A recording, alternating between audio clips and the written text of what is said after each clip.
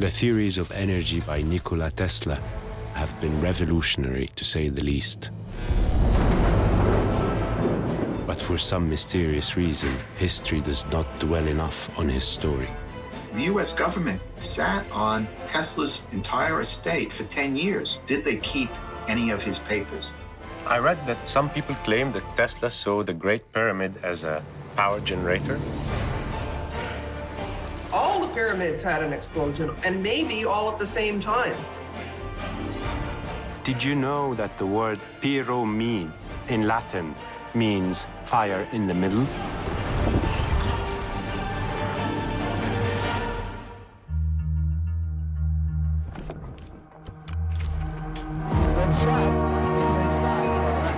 Crashed into one of the towers.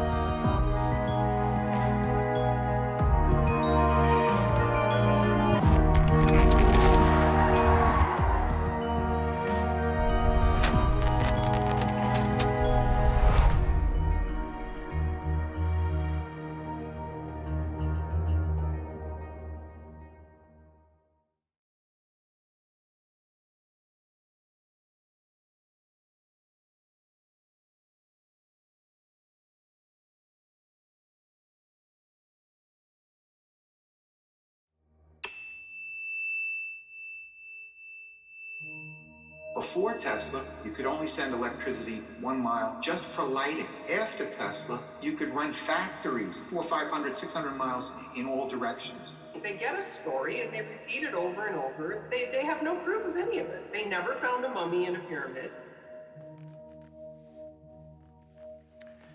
Did Nikola Tesla find the secret to unlimited energy?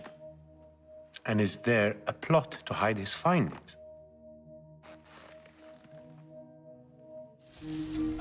Energy, the ultimate power.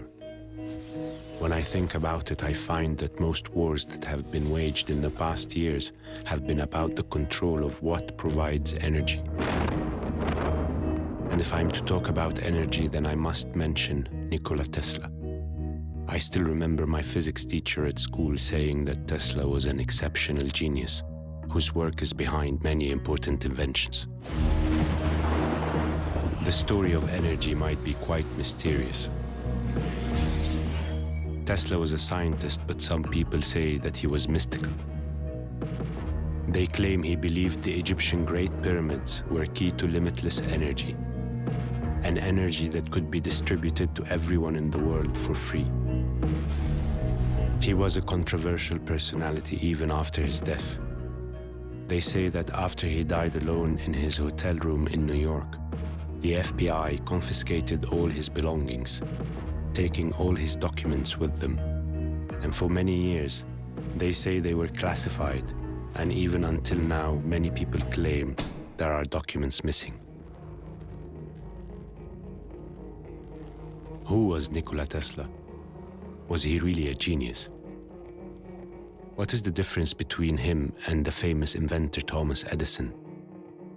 I think the best person to answer this is Dr. Mark Safer, writer and university lecturer, who also authored the book Wizard: The Life and Times of Nikola Tesla. Hi, Mark. Thank you for meeting me. Thank you. The first question I have is, who was Nikola Tesla? Nikola Tesla was born in 1856 in Smiljan, Croatia. He studied at the University of Graz, which was like the MIT of Austria in those days. He was a mathematical genius, and he eventually moved to the United States to work for Tom Edison. Things didn't work out too well, and then he moved out on his own. Can you tell me what was his greatest accomplishments? And I don't think it's just one. I think there's at least 3 major inventions. The first is the induction motor. And what Tesla figured out was how to harness alternating current. Before Tesla, you could only send electricity 1 mile, power dropping off over distance, just for lighting. After Tesla, you could put one hydroelectric power system. He's the inventor of the hydroelectric power system, and you could run factories 400, 500, 600 miles in all directions. He also invented wireless communication.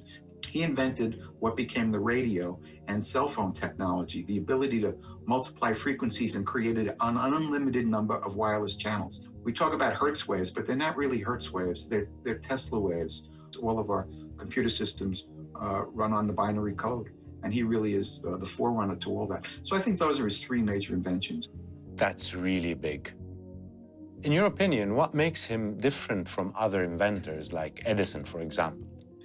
In general, Edison built better mousetraps. The light bulb existed before Edison perfected the light bulb. Motion picture cameras existed. He built the best one. Tesla himself distinguished from Edison because Tesla said, I discovered new principles. He was able to transmit voice by means of wireless communication. That was a new principle.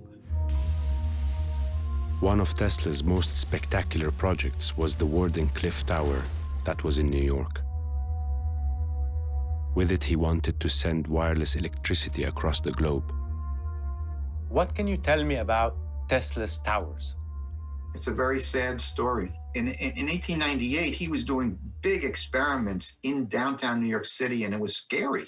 So he moved all the way out to Colorado to test his wireless inventions and met with J.P. Morgan, and Morgan gave him $150,000 to build a tower. Tesla read an article that Marconi was using his equipment, and he freaked out. So he doubled the size of the tower because he figured, I'm not going to just send impulses from New York to London. If I build a tower twice that height, I can send it all over the world, and Morgan will make even more money. So Morgan was in Europe at the time, and when Morgan returned, he found out that Tesla ran out of money, but he'd also doubled the size of the tower from 90 feet to 180 feet. So that was one of the reasons Morgan pulled the funding. But Morgan didn't just pull the funding, he blocked other investors. And the reason he blocked Tesla, I think, is because he was partly afraid that maybe Tesla was right. Maybe you could send electrical power without wires. And Morgan had rubber plantations, you have the rubber around the wires. He had copper mines, he had lumber yards. He wanted telephone poles, he wanted wires, he wanted to sell copper, he wanted to sell rubber. After Tesla died, what happened to his inventions and documents and manuscripts? The US government sat on Tesla's entire estate for 10 years. So from 1943 to about 1952, until they finally released it, and now his estate is in Belgrade. And the question that you're really asking is, did they keep any of his papers? I don't know if they did, and it wouldn't surprise me if indeed that has occurred. I read that some people claim that Tesla saw the Great Pyramid as a power generator. And they say that he built his tower that generates power from nature using the same engineering principles as the ones used to build the Great Pyramid. Have you considered that this could be nonsense? This is a good question, of course, and I may just know someone who could answer it. Why are there people who believe there is a strong connection between the Great Pyramids and great energy? The film producer and director, Carmen Bolter, made a 5-part documentary titled The Pyramid Code, which focuses on the pyramids and other ancient structures in Egypt. I watched this documentary series to search for new information. Nikola Tesla sought to provide the world with free wireless electricity for everybody on Earth. He discovered that electricity occurred naturally throughout the Earth's atmosphere and ground. This energy was not the kind of energy that we have that pollutes. It was a completely passive energy that had no byproducts. If the pyramid fields and the network of underground tunnels are still there, why don't they generate energy the way they used to? What did Tesla see in the pyramids other than they are giant tombs? I'd like to ask Carmen this question. Hi, Carmen. Carmen, can you explain to me why do you think the Great Pyramids of Giza in Egypt were not tombs? It has nothing to do with that. And they keep repeating. They get a story and they repeat it over and over, and they get the students to repeat it to get their mark, to get out of college. And none of it, they have no proof of any of it. They never found a mummy in a pyramid. Why do you think they were power generators?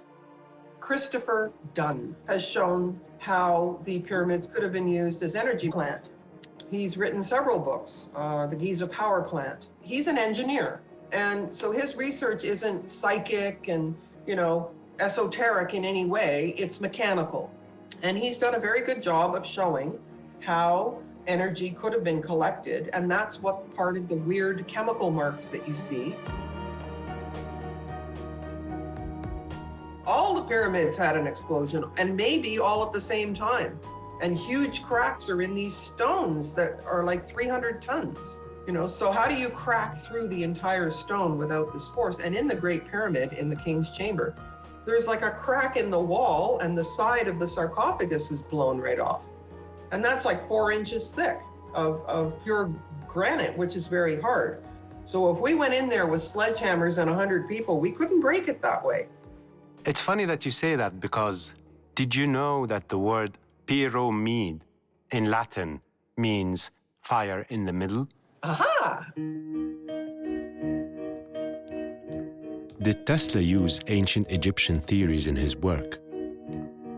Is there a similarity between Tesla's towers of wireless energy and the pyramids?